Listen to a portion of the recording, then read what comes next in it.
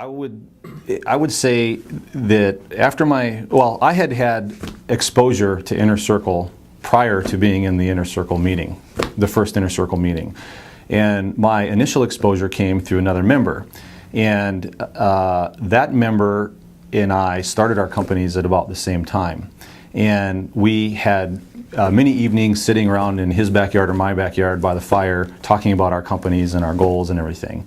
And I noticed, I can totally remember this, where I noticed that he started to accelerate in his understanding of things. And our relationship kind of went from one of being more peer-to-peer to being one of more, he was almost starting to mentor me because he had accelerated beyond where I was.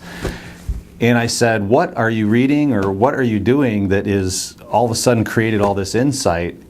How did you accelerate? And so he started to share with me the fact that he had become part of Inner Circle and started to share with me a little bit about what Inner Circle was all about. So that was experience one, a complete acceleration beyond where I was to where he was.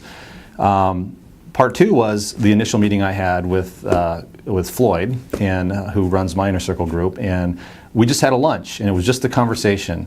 And like all good executives, Floyd asked me maybe 3 or 4 questions and was right at the heart of the matter, and it was completely clear that he didn't know a thing about my business, but he knew a lot about business in general, and was able to very quickly cut to the core of many issues. And in my experience in business, I've always found that to be true of very, very good, sage senior executives. They always have that ability to drive down to that level very quickly. So that was another mark on the road to saying, maybe this Inner Circle thing is something I should look into. So I went and I had my first meeting with the organization, and definitely was somewhat skeptical, but already having experienced what I experienced with this other member and his acceleration, and already having had that first conversation with Floyd, was also optimistic.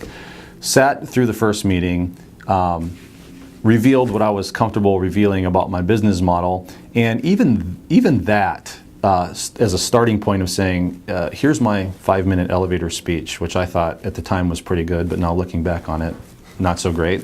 But even that, and seeing how other members, how their introductions went and how comfortable they were with each other, and seeing the fellowship that was there, and seeing that these guys kind of really honestly kind of cared about each other. It wasn't a networking group per se. There's networking that happens, but it's more about, let's come together and talk about our business issues and sometimes our personal issues, and let's honestly and in a heartfelt way try to help each other move forward in our business.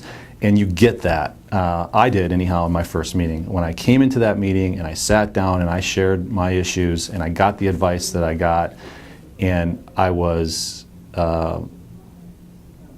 received well in the advice that I was trying to give, which maybe wasn't even that great, was received well by the organization, and you feel like you belong right away. It's the nature of how the process works within Inner Circle. It really allows an open sharing environment that you can feel very comfortable in right away.